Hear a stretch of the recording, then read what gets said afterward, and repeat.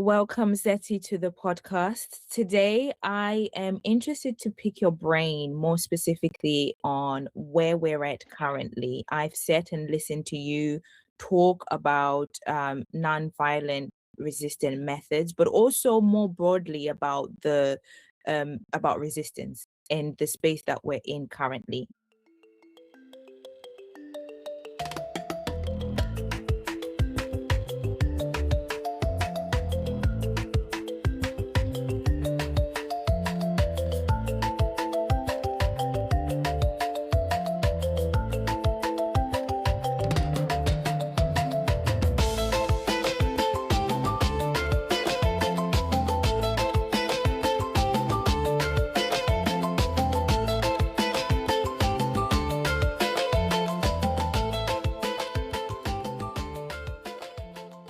Now, talk me through what's going through your mind when you're thinking through the Constitutional Amendment Bill number 3 and where you perceive us to be currently as a people of Zimbabwe.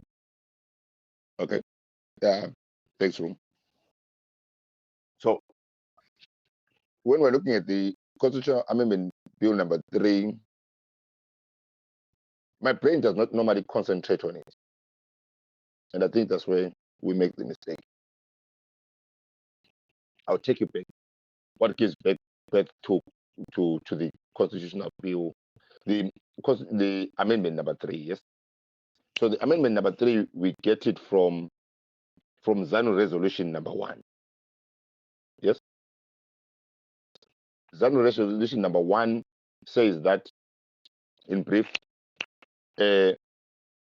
the party that is ZANU-PF, a voluntary organizational, a voluntary political organization that any Zimbabwean can actually go and join and leave whenever they want, like any other party or organization, including a Berea Society. Yes, put in its resolution of 2024 that it wants the president of Zimbabwe, the seat of the president of Zimbabwe, to be extended by 2 extra years, meaning they're acknowledging that the president's seat is supposed to stop on 2028, marking the 5 years from 2023. And the party itself, as a voluntary organization, we have to keep that in mind. Like any other party in existence in Zimbabwe from 2023, the number was about 123 parties. The party itself has said that it wants the extension to 2030. Now, that is resolution number 1. But there is another more important resolution that makes resolution number 1 possible. It is resolution number 2. That's where my mind is at, answering your question. Resolution number 2, in brief, of the ZANU-PF, instructs and declares both to ZANU-PF and the government of Zimbabwe that ZANU-PF structure is supreme to the government structure. You understand what I'm saying there? Are we together? Okay. Yeah, so ZANU-PF is supreme to government, and it should ideally be the other way around, correct? Yes. Right. Normally, everything is the constitution and the government of Zimbabwe on top of everyone. The only thing that they are not top of is the people of Zimbabwe as a collective. But underneath, they are all, we abide by their laws. We abide by what they say as the people of Zimbabwe. Yes, if everything is okay. Right. They are saying now that in resolution number 2, their structure, the ZANU-PF, is supreme to the government, meaning that they can now direct the government of Zimbabwe to do whatever they want. That is what turns around and brings in now the ability of resolution number 1, that they want the presidency of Zimbabwe to be extended by 2 years. This is why the government now can actually act on it because resolution number 2 has already been implemented. That is the party supremacy over government. Now, sorry, Zethi, whilst you're there, yes. how was resolution number 2 implemented? So the implementation of resolution number 2 is only seen in resolution number 1 command, whereby the party itself has turned around and said it wants the presidential term to be extended, and the government now turns around and does the party bidding and puts in the amendment number 3 outside of the people of Zimbabwe bringing that on. So we see resolution number 2 in resolution number 1 practice. Yeah. Right. So we are saying here in basic form, if Zethi, let's say you own a house, yes. When you own a house, that house belongs to you.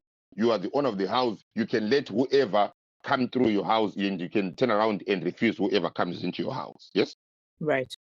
And if I want to show that you have transferred your deeds of a house to me, yeah, I have to show it by my dominance over that house to your neighbors.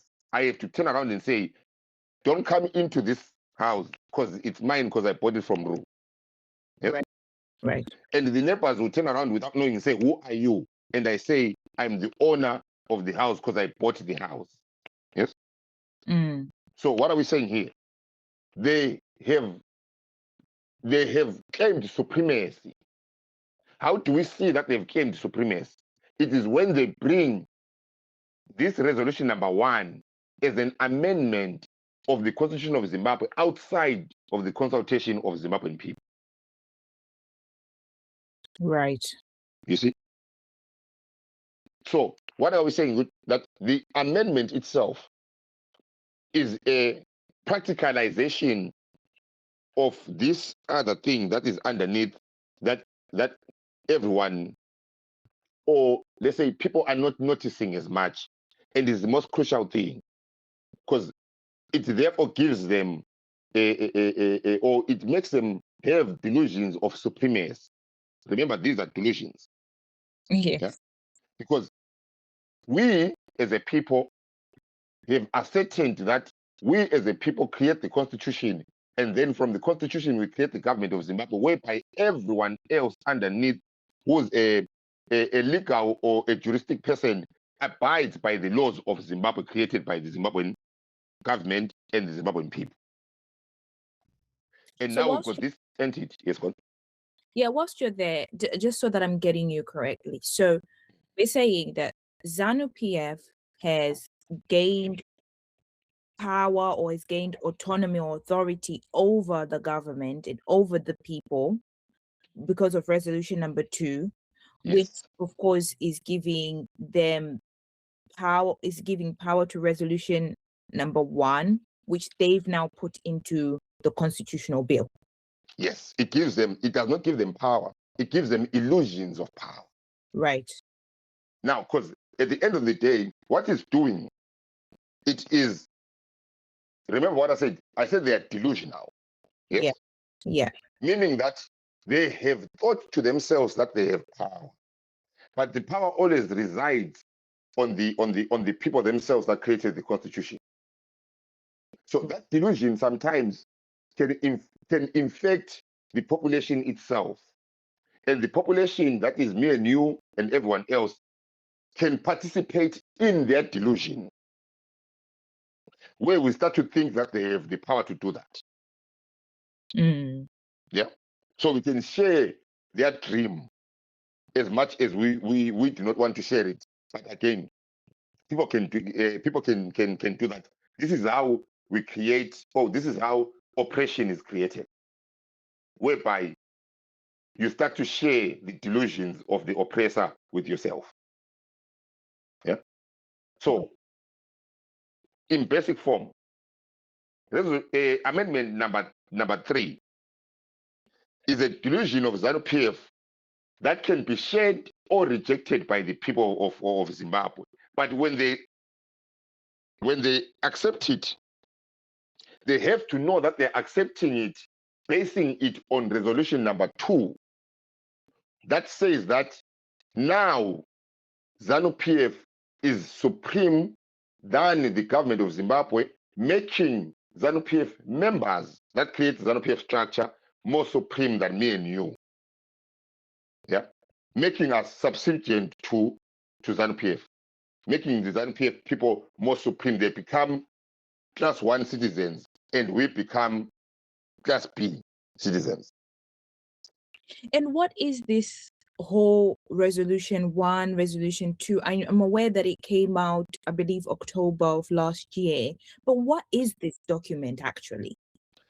So it is a document that is produced through a conference.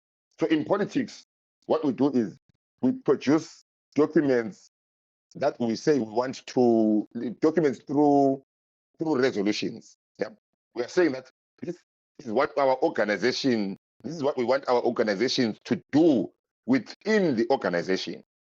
Yeah, resolutions are in practical sense organizational documents that have to be ratified by a congress of that organization. The resolutions of a political party have no bearing to the collectiveness of a country, especially in this extent, whereby now they can show dominance through a resolution of a political party. Remember what I said, that ZANU-PF is a voluntary organization, a political organization that is voluntary, same like any other political organization in existence in Zimbabwe. ZANU-PF is not different from UZA, it's not different from ZAPU, it's not different from CCC, it's not different from MTC, it's not different from Twagazi political party. Yeah, ZANU-PF is not different from a burial society. But those entities, none of them can ascertain power or override government of Zimbabwe. Are we in agreement? Yes, that's correct. So what they've done now is they've created resolution number 2. Resolution number 2 says that their political party now has supremacy over the government of Zimbabwe. Hence why, if that is said to be delusion in their own minds, hence why they are able now to take this voluntary organization that can exist underneath the government of Zimbabwe, under the laws of the government of Zimbabwe, and then become supreme to the government of Zimbabwe, and then do whatever they want with the extension of the presidential seat outside of the people of Zimbabwe, because they do not need to consult the people of Zimbabwe anymore, because they are supreme. And that's what they're doing. And when it comes then to resolution number 1, and you obviously saying that you're focusing on resolution number 2, firstly, remind me, why are you focusing on resolution number 2? And how is resolution number 1 made possible? If I don't know if the question is landing here, that I'm just put my head around how all of this is made possible and how we are complicit in allowing it to be possible, or are we even complicit? What's going on there from your perspective? Okay, so I will use the analogy of the house before. Yep, I said, Ru, you've got the house, you've got the title deeds to your house. Let's say you've got family members living in the house. You have sold the house, so that's one way. You have sold the house to me. Yeah, you have transferred the title deeds. I have transferred the money. Lawyers have been put in. Everything is okay. House transferred. That's scenario number 1. Scenario number 2 deals with what ZANU-PF is doing. I have come into your house now with a fake title deed of your house. Yeah, what if you're not there? I have turned around and shown the people that I own this house with a fake title deed. And the people that are in the house are starting to believe, and they're packing their stuff, and they're acknowledging, and the actions that they're doing are confirming without them knowing that I own the house. Yeah. Then in the process of doing that, and I tell the people that your relatives that are in the house that destroy all documents Yeah, destroy all documents that show that Ru used to own this house. What am I doing here? I'm trying to show dominance and supremacy. Yeah? So that this fake document that I have becomes the only existing document in the world. So that when I turn around and you take me to court to say that you don't own this house, I have this house, I can say, no, I'm the only one that has a document. Where are your documents? Yeah. And what is the document that they are using? The document that they are using is the Constitution and Resolution number 2. Resolution number 2 says that the government, yeah, remember the government that we're talking about here, we're not just talking about the MPs. We're talking about the plurality of the government as in three arms. Executive, that is the president seat and the president seat and the cabinet, to the judiciary, that is the whole court system, and the legislature, that is the whole parliament and the structures underneath. Yes? Right.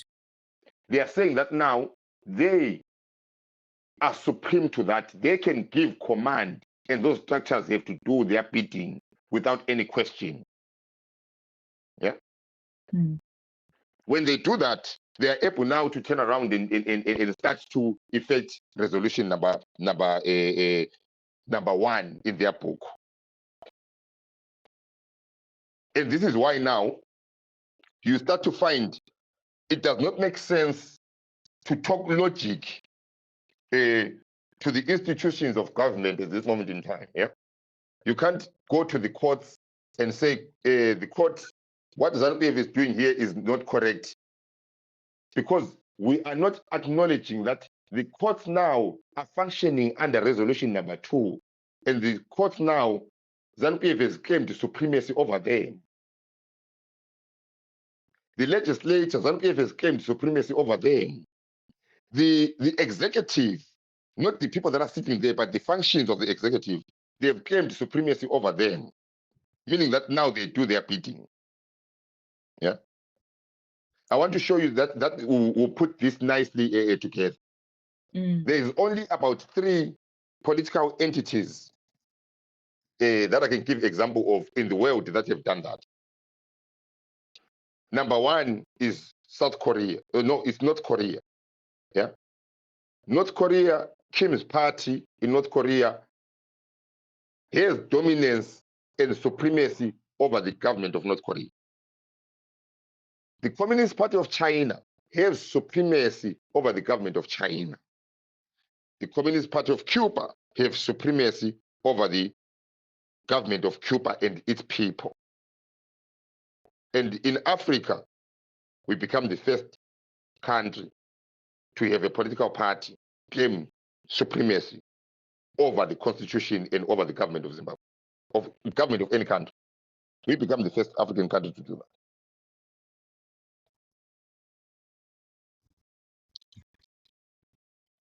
That makes sense. It does, and it sort of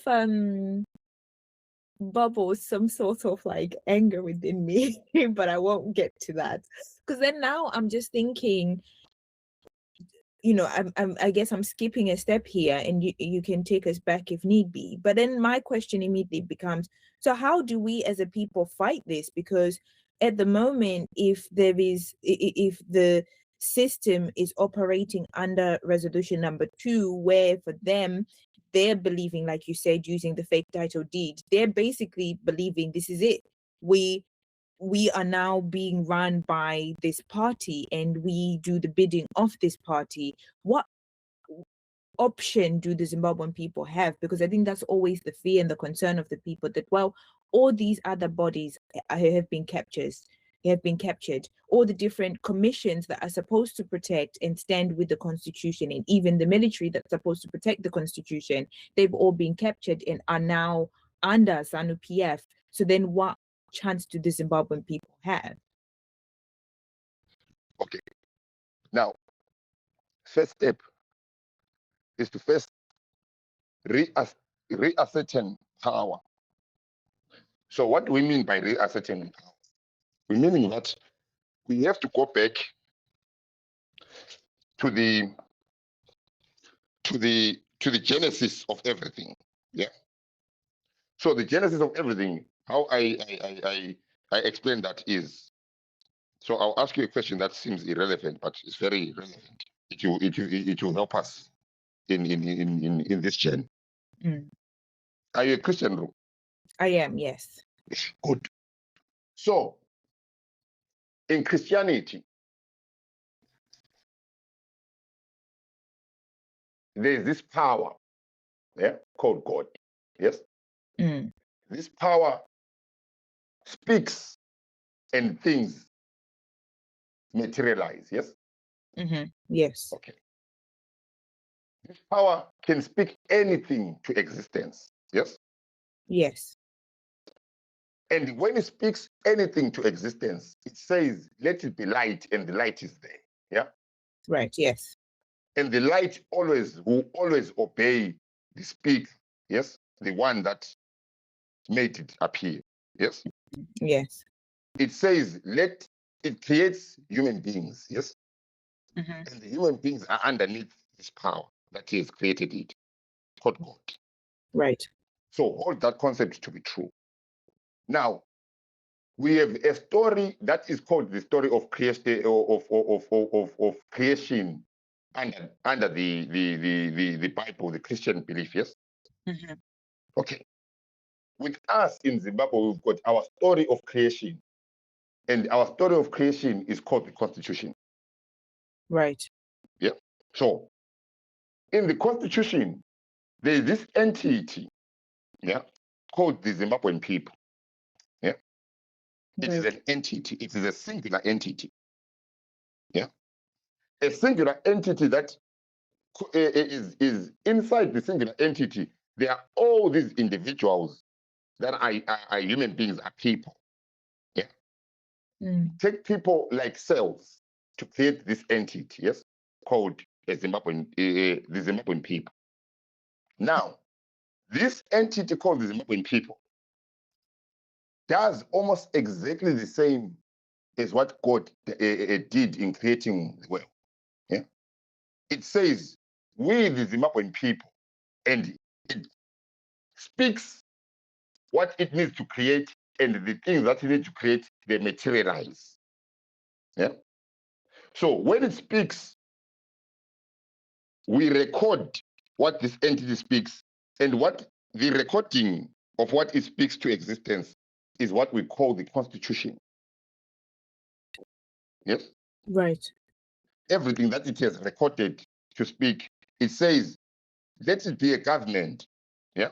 And it says, I want the government to have three arms of three arms of governments. I want it to have executive, I want it to have a judiciary, I want it to have legislature, and that comes to existence. This is why when this entity speaks, its document that is recorded down becomes supreme law, meaning that there is no other document that surpasses it. Yes. Right. And this entity that speaks, remember, is the Zimbabwean people. And these Zimbabwean people become the voice that is equivalent to the voice of God in Zimbabwe, not God, God the creator, but as an example, yes? Yeah, of course, yeah. There is no other entity, any other grouping that people can have cannot surpass this entity. Now, this entity called the people of Zimbabwe have spoken, and in their speaking, they've ascertained all these structures to be in existence, and the structures are facilitated, are made to appear. Now, when we do that, we have to therefore understand who we are here as Zimbabweans. We collectively are supreme law. Yeah, there is no other entity that can be above us. Meaning that at this moment in time, we have to understand who we are here. We are not just a rule, cannot be put in as rule. Zethi cannot be put in as Zethi anymore. We say in this power situation, Zethi is a cell, yes, that moves by himself sometimes. He's got friends and families. He goes to functions. He goes to church, same as Ruth does. But now they have to leave that position that they've enjoyed and go back to their original position of power as the supreme entity here. Yeah. And this is across all 18 to 20 million people that are in existence. So what we need to do is to first ascertain who we are here. Yes. In order for us to push back. Without doing that, you can't push back because we are going to continuously fall down because we are thinking that Ru has to push back on a government that Ru created as we, the people of Zimbabwe. And that entity is too big for Ru to push back on by herself. Yes? But Ru, as we, the people of Zimbabwe, collectively with other people of Zimbabwe, there is no entity that can turn around and push back. Yeah? There is no entity that can refuse the collectiveness of Zimbabweans because when they speak, they make things materialize. And they can make things materialize and they can make things disappear. Yeah. Right. So first and foremost, we have to understand who we are here. Yeah. When we understand who we are, we have to therefore live in the reality of what we are experiencing. So what we are experiencing at this moment in time is oppression and domination by this other entity, this voluntary organization, a political organization called ZANU-PF. Yes. Right. That is, yes, claimed supremacy over the people of Zimbabwe and over the government. Hence why they're able to do all the bad things that they're doing. Now, for us to turn around and push back, the only part that is there for us to do is to resist. Yeah. Now, when we're talking about resisting, we have to acknowledge what it is and what it is. What is the method? Because resistance is the method. What is the method meant to achieve? So resistance is the ability, or it is the capabilities of the people to reject or stop participation or become subs to an authority, yeah, that they've deemed to be corrupt or that they've deemed to be doing wrong things. Yeah. And that is what we have to do. We have to now come into our collective self and hold hands and resist what the rulers of ZANU-PF. Because now they've become the rulers. They are not the government of Zimbabwe anymore, because the government of Zimbabwe is meant to turn around and benefit you and the collectiveness of Zimbabwe without fail or favor. Yes? Right. And what do you think are the barriers for, because when you're talking there, I'm like, okay, yeah, no, we have to know our power, we have to know who we are, and the fact that, you know, when we speak, it influences, or rather, when we speak, it gives power to the constitution, or it gives power back into our hands because of the constitution, because it is driven by the people. And I'm paraphrasing what you're saying here, but I'm then now noticing that as a people, we don't know our power. And then I'm curious, what are some of the things that have been put in place so that we don't know our power to put us in a position where we are able to resist? Okay. It is the work, it's a combination work that was done by the Rhodesian government, but they managed to iron that out. But mostly it is the work that was done by ZANU-PF in the last 46 years. It is a continuous work. What is the continuous work that they did? They destroyed the confidence of the people amongst themselves. They beat the people to submission. They abused the people to a point that the people ended up forgetting who they are. And they reimagined what the people of Zimbabwe are. And they reimagined the people of Zimbabwe as their own subs. So that means the people of Zimbabwe now become a subs to ZANU-PF. Now, when I want to give you a clear picture of how that is in practical terms. At this moment in time, a Zimbabwean can turn around, you find them saying statements that are true, but we say them without knowing what it is. We say that, and we say it in passing, but it's very crucial. You find people saying that for you to be able to achieve anything in Zimbabwe, you need a ZANU card. You've heard that statement before, yes? Yes, I hear that all the Okay. time. Yes, that statement says that there is no other document that a Zimbabwean can have, not even a passport that we all collectively have, or some people, an ID that we all collectively have, a birth certificate that we all collectively have. Those documentation that makes us Zimbabwean. There is a document here now that you need to have in order to turn around and get things done, and that document is an identifier of a political party. The reason why we've come here is that they have destroyed every other possible path of a Zimbabwean to actually turn around and enjoy the Zimbabweanness outside of this document called ZANU-PF card. Now, Zimbabweans start to say in passing, but when they're saying it in passing, they're giving a warning to the ones that are listening and the generations to come that there is no functioning a document that one needs to have that is more important than a ZANU-PF card. And if you do not have that, you cannot achieve anything. Now, what they're talking about there is pure dominance. It is oppression. Yeah, whereby if you don't identify with the ZANU-PF that finds itself as the ruling party, therefore you will struggle in that land called Zimbabwe.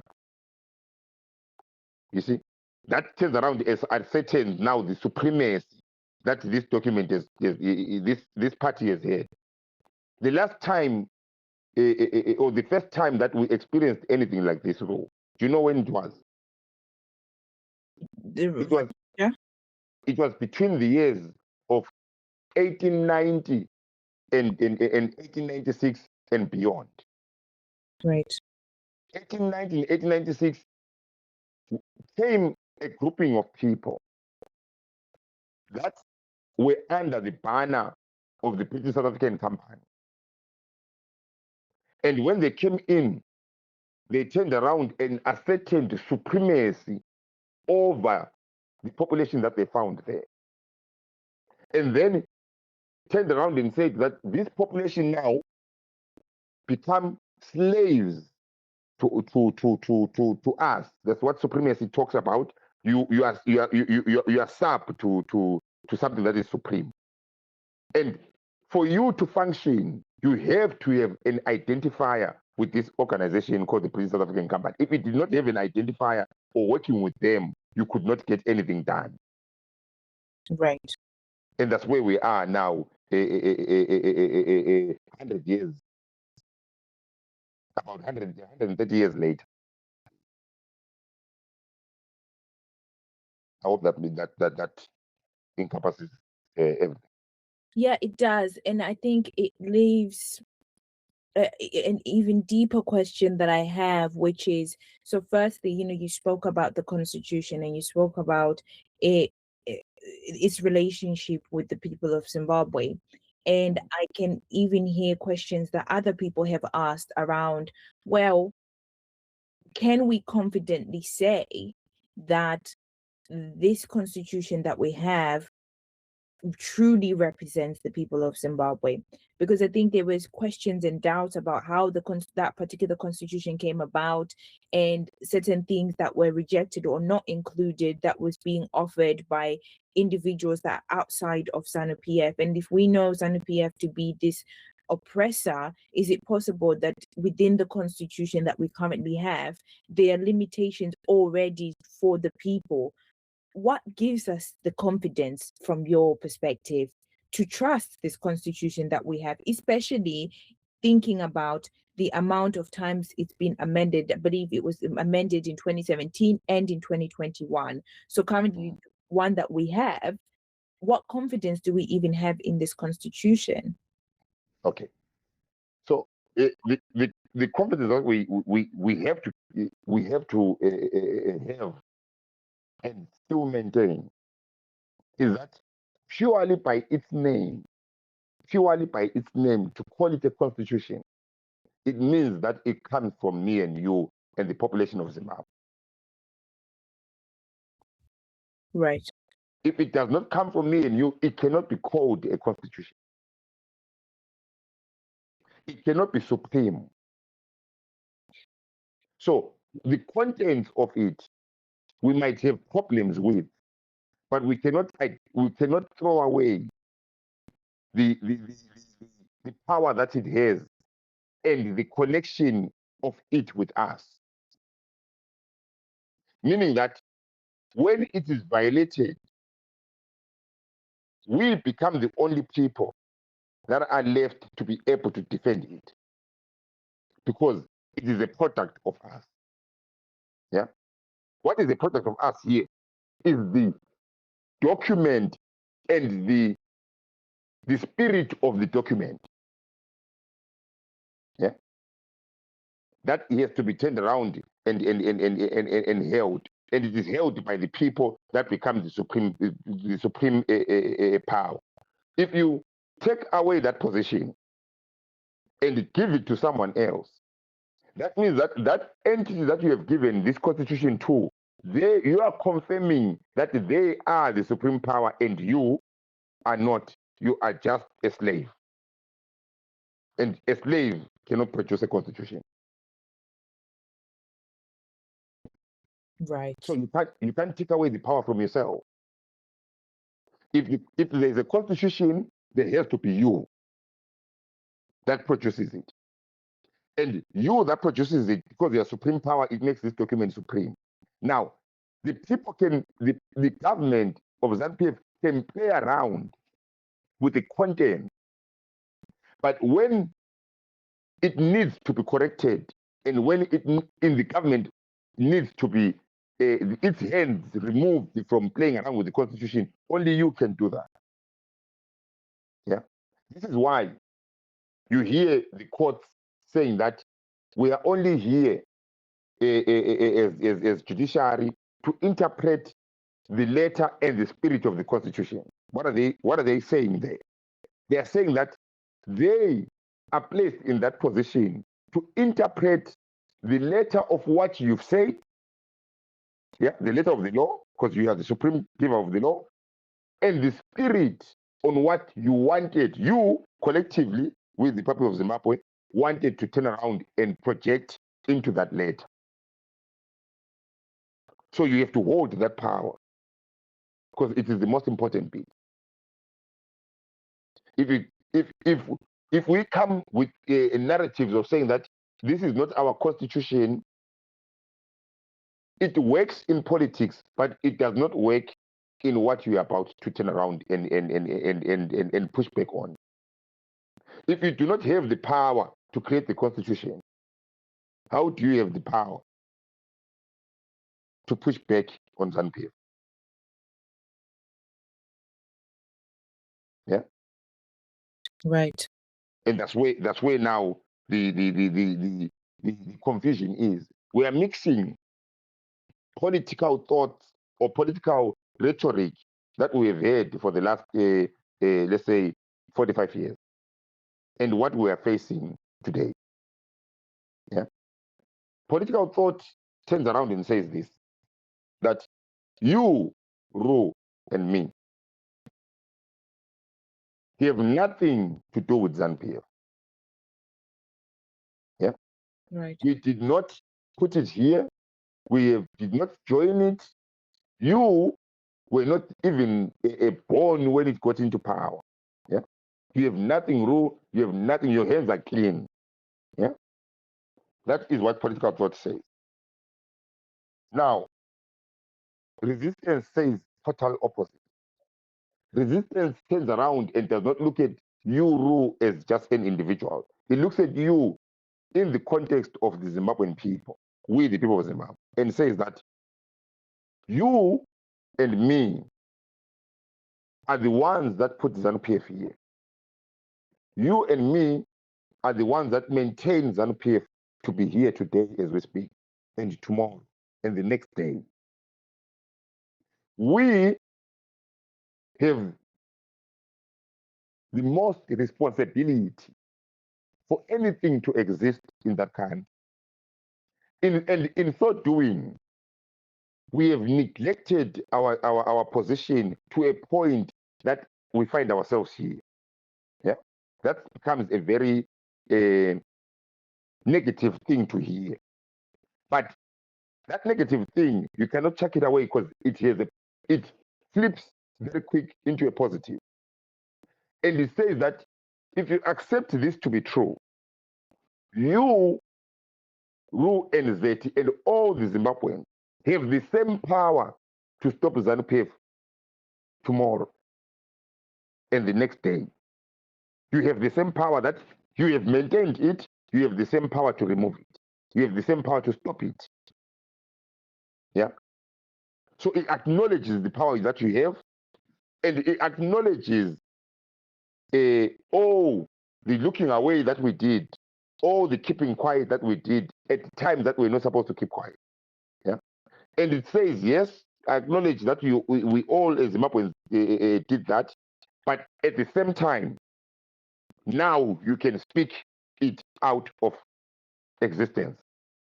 Now you can stop it with the same power. And that's what politics does not give you. Resistance, you see, it gives you the power. But in giving you the power, it needs you to acknowledge that there are failures that we committed for us to be here. And in so doing, it says that you can change and actually turn around and stop this from happening tomorrow. But there are steps within that you need to do for this to happen, to stop it. So it's a different way of looking at it. Could you talk through those steps? Because I think earlier you were starting to go down the path of explaining that, resistance is actually a method. And I think we sort of like started diving into some of the fundamentals a bit more earlier on. But if you could go just a little bit deeper into talking about, in this method, what are some of the components that make the resistance method? So we've got 3 parts in this method. So you've got one method is called armed struggle. You've got the other one is called nonviolent resistance. Now, this one method is called the armed struggle. Is what our grandparents and our parents did in the 60s and 70s all the way to 1980. That's what they did. But they were mixing it. Yeah. But that's the main point that they did. Resistance says, because it's a science, yeah. So it says that from 100 years ago until today, this method called an armed struggle is a 14% success rate. Meaning, whenever it is done, the collective average number is only 14% success. The rest of the 86% is failure. Yeah. So he puts it like that. And he moves on to say, this method called armed struggle turns around and produces, when it's successful, it is a high probability of producing an authoritarian regime afterwards, meaning that, yes, you are going to get freedom, but the people that are going to rule you are going to rule you with force, producing another oppression again. Yeah. And this method here, there's a lot of people that are going to be injured with it because it's a arms struggle. So he puts it there, and it moves on to say there's this other method. This other method is called non-violent resistance. Now, non-violent resistance has a 76% success rate, meaning that of the past, the activities that have been done using this method have produced a 76% success rate, meaning that it produces a 24% failure. And in that method, it turns around and requires now the participation of everyone because it is not an arms struggle. So with the arms struggle, it will require people of a certain age. So you have to be young to get into an arms struggle. And it has a gender bias as well. And it's got a lot of disadvantages that are putting in. You can't take Zethi. Like with me, I'm almost practically blind now. I cannot enter into an arms struggle because I can't see. So it is the specific people that need to be inside. Now, this one, that is a non-violent resistance, it does not care of gender. It does not care of abilities and disadvantages in abilities. It does not care of age. Anyone can participate. And in the production or after you've achieved and you find yourself in the part of the 76% people that succeeded in freeing themselves, it produces a better governance system, or it produces a more democratic outcome. Why does it produce a more democratic outcome? Because the vast majority of people, the population, participates in rejecting what they find themselves in oppression, and in the rejection they seem, or they always try and fix the problems that they experienced as groups and as individuals. Yeah? It is not only a matter of removing the oppressor anymore. It is replacing systems that the people have turned around and found to be difficult. So those are the two methods, and those are the results of the two methods. So it then turns around and says people should choose which method they want to go with. And naturally, people will choose a successful method, and that's the method that we have chosen. Yeah, we have chosen a non-violent resistance. Now, in the choosing of a non-violent resistance, it brings now a certain level of truth in this program or this method.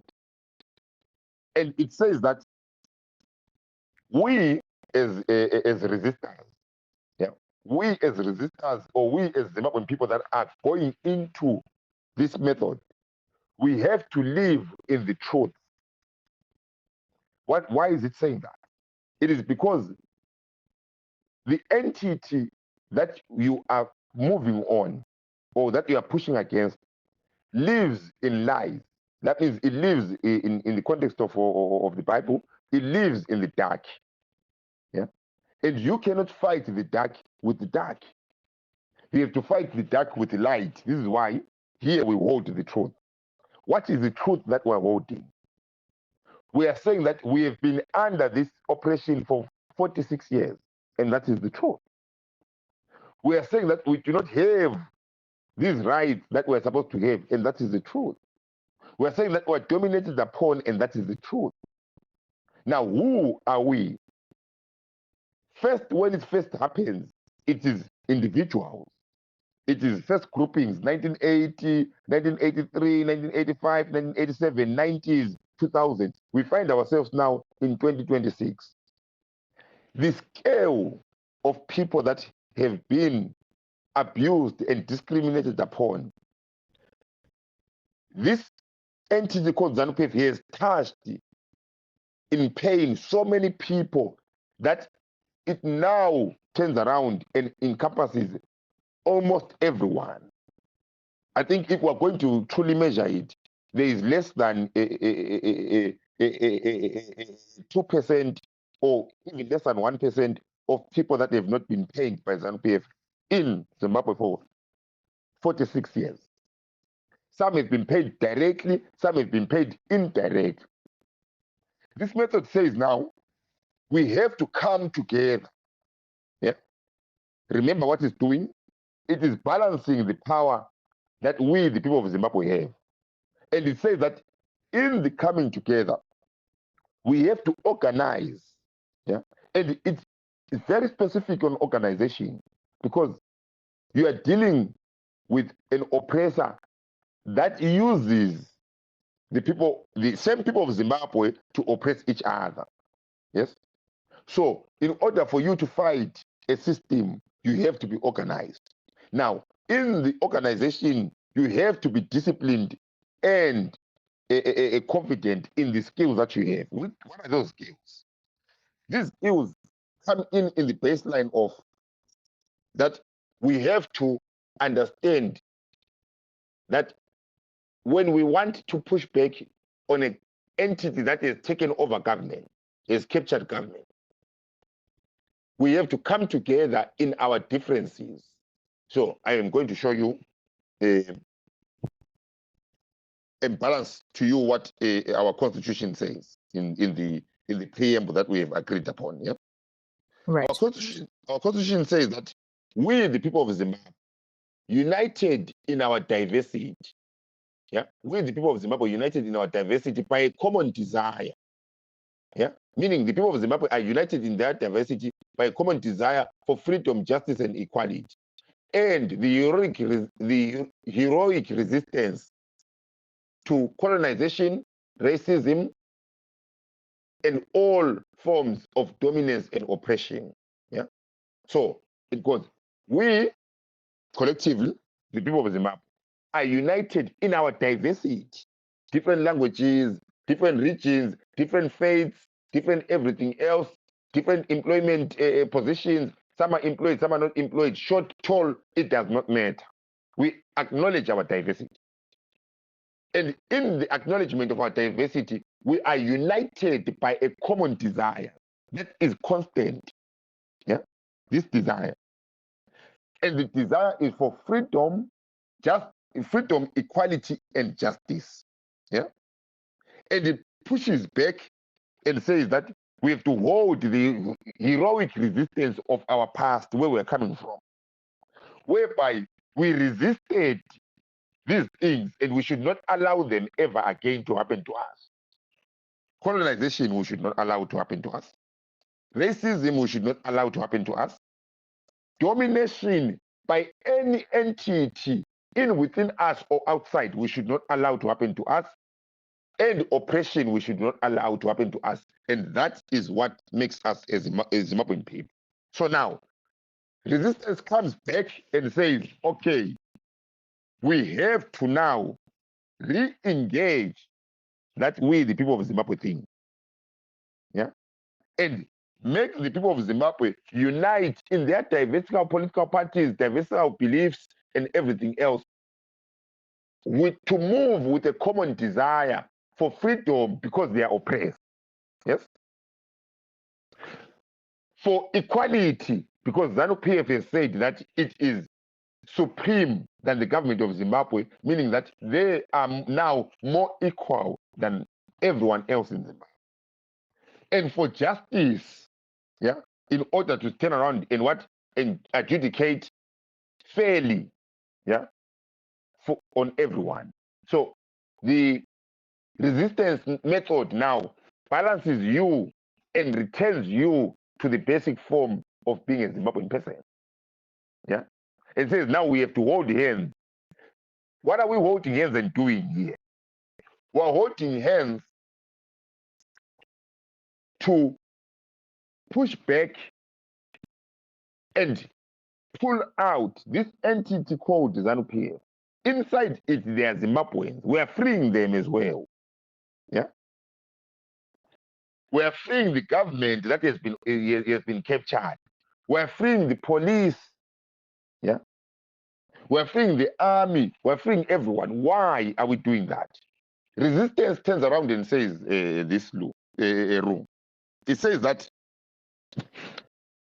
the power, the entity that is you find in power, like ZANU-PF,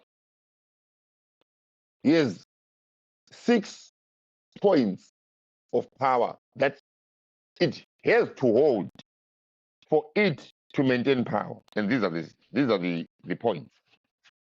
So number 1, it is authority. Resistance says you need to acknowledge that is the source of power. It is, so sometimes I call them source of power, sometimes I call them pillars of power. So it is the source of power or the pillar of power. Authority. Number 2, it is human resource. Number 3, it is skills and knowledge. Number 4 is tangible factors. Number 5, it is natural resources, material resources. Number 6, it is sanction. Now, I'll take you to 1 and 3, yeah, or 1 and 2, yeah. Then another day we'll go through the rest. So Okay. on authority, it says now that we have to learn as a person who is about to resist. You have to hold this to be true.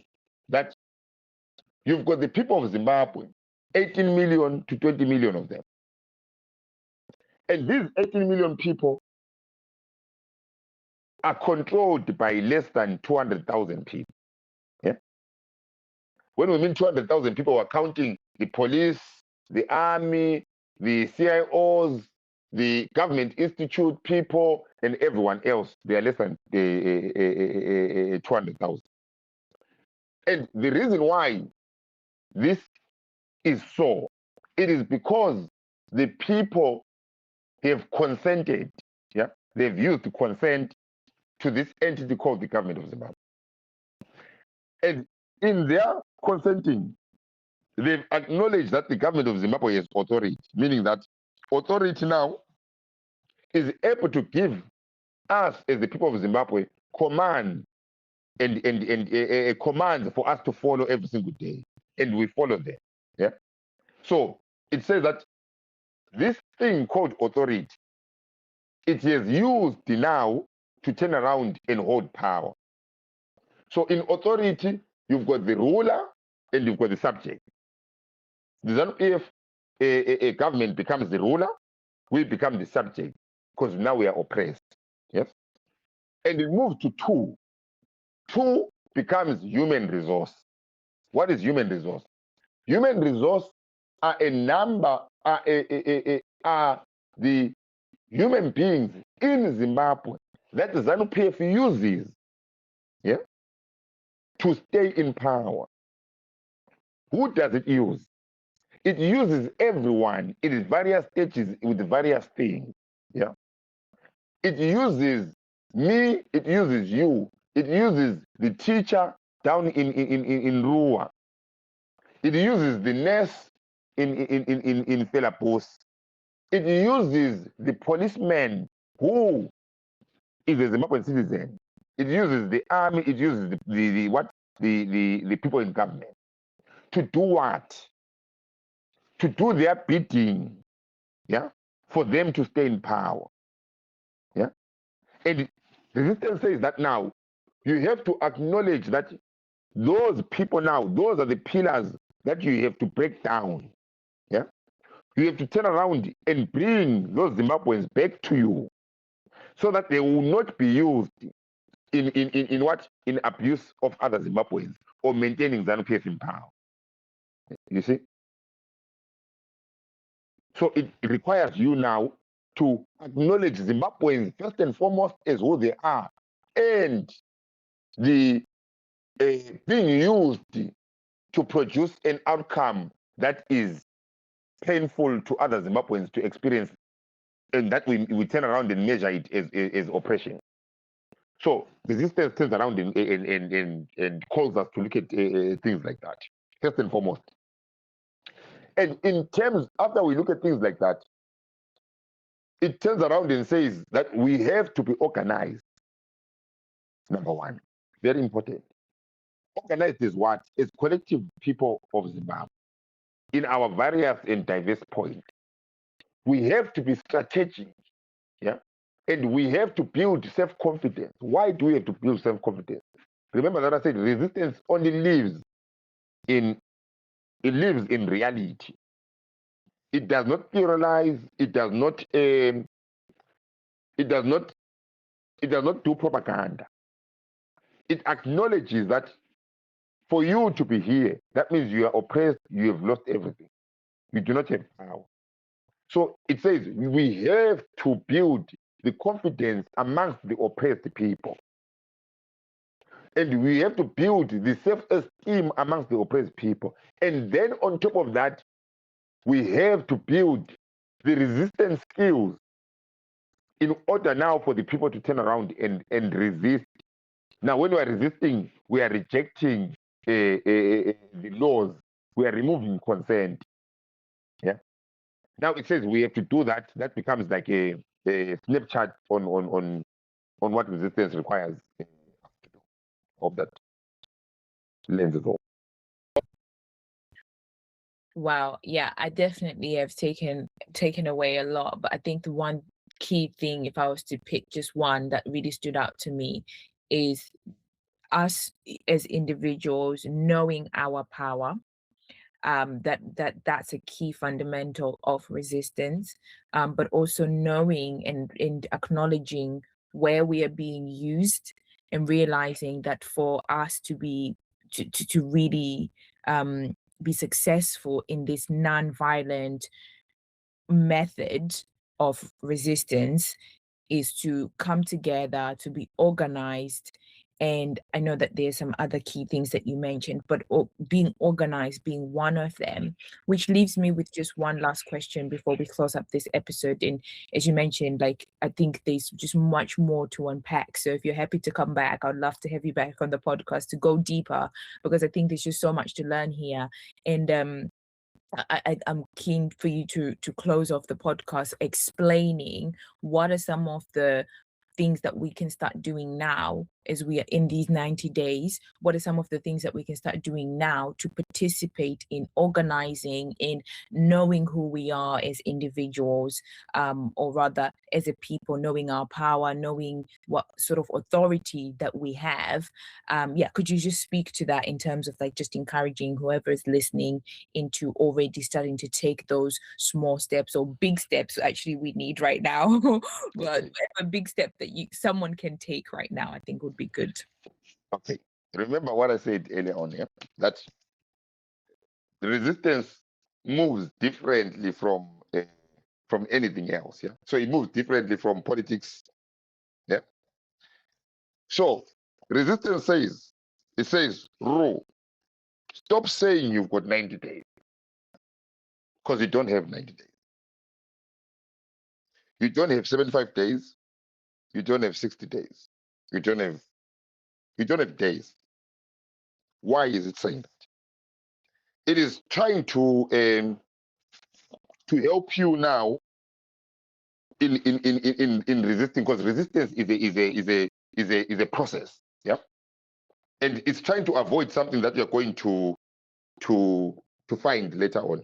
You're going to laugh at this when it happens. Resistance says that the process that you are going through with amendment, the 90 days is only for public consultation, but the process continues. But because you are fighting, you are trying to resist an oppressor. On top of that, what we have done is we are fighting time again. So rather than fighting the oppressed, we have taken time and placed next to the oppressed. And every single day when we go to sleep, we wake up the next day and say, there is 89 days left. As we speak today, there's 75 days left.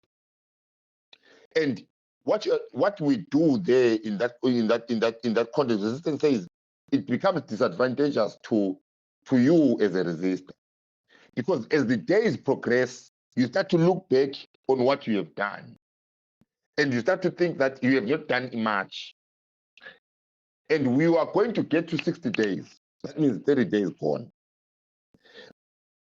You look back, you think to yourself, I've not done much to move this thing. And before you know it, you're going to get to 50 days. And you look back and say, but I've not done much. Because resistance is little things. One day you're going to wake up and there's 10 days. And when there's 10 days, everyone is going to panic, because they're all going to look back and expect to see this big mountain of things that they've done in 90 days. But remember, they have to organize and bring Zimbabweans together. They have to make Zimbabweans that did not talk all along. Zimbabweans of different political parties, Zimbabweans of different standards of living, Zimbabweans of different languages, Zimbabweans that ZANU has worked 46 years to keep them divided. You have to bring all these people together and then make them do things. Now, when you look back, when there's 10 days left to go, you are going to look back and think you're expecting to see a big mountain, but there's not, because you are building from the ground level. You have put the foundation, but you can't see the house anymore because you have not yet put the bricks. And when 90 days hits, all the people are going to be depressed. And they're going to think that they failed because there's no big house that was meant to be built. But they forget that you started off in the foundation. You started off down. Yeah. Now we are going up. So resistance says, take the 90 days, put it aside.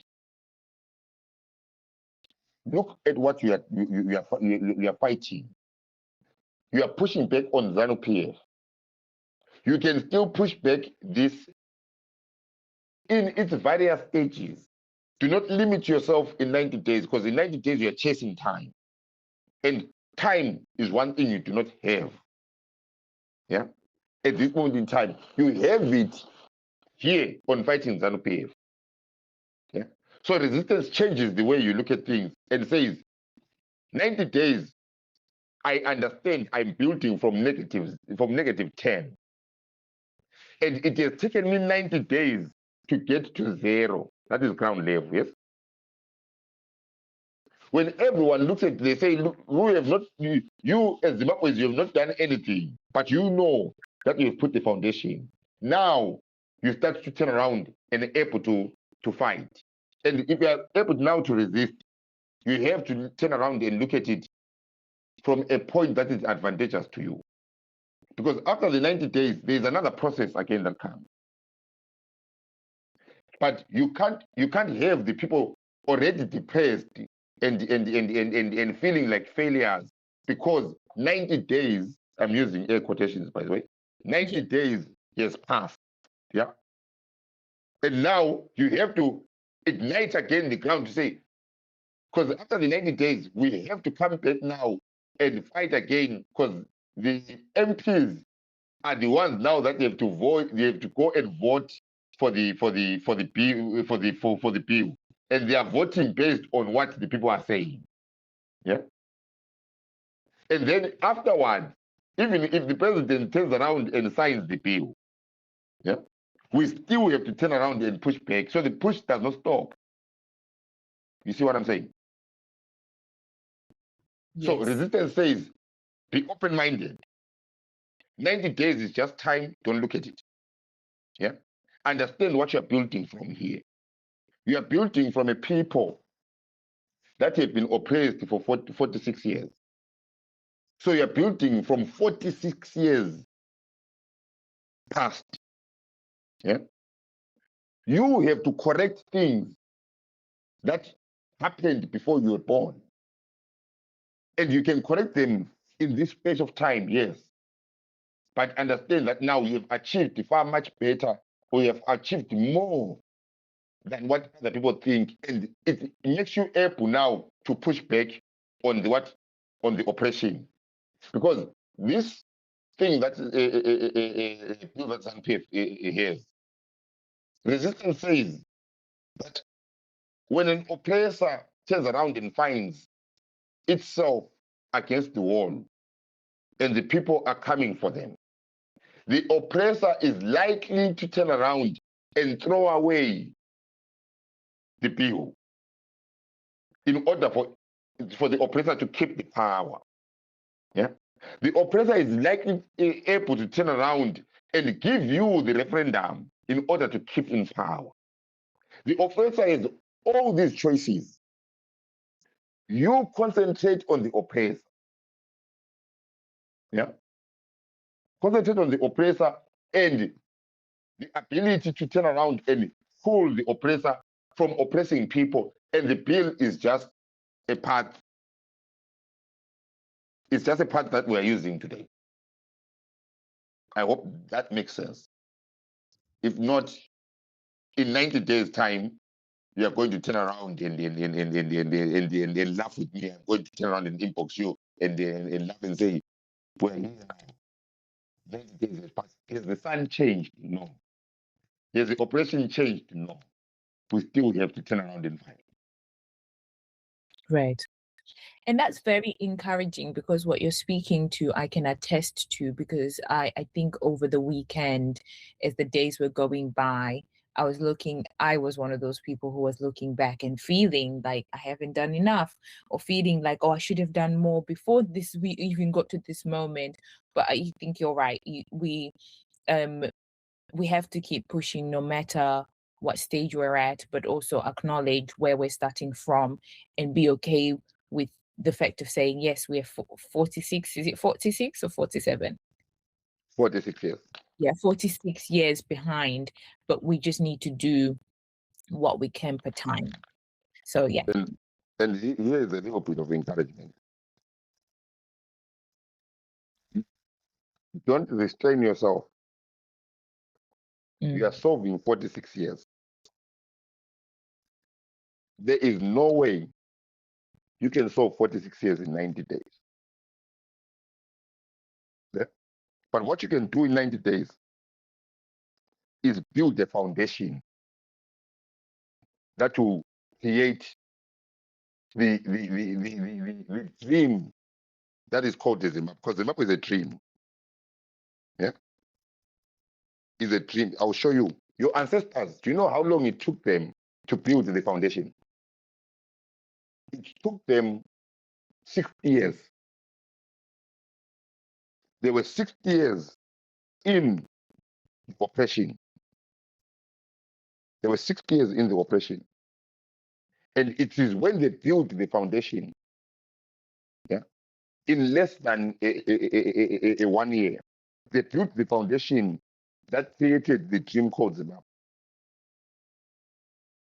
So we now have an opportunity to build a foundation that can push back on anything that ZANU-PF can bring.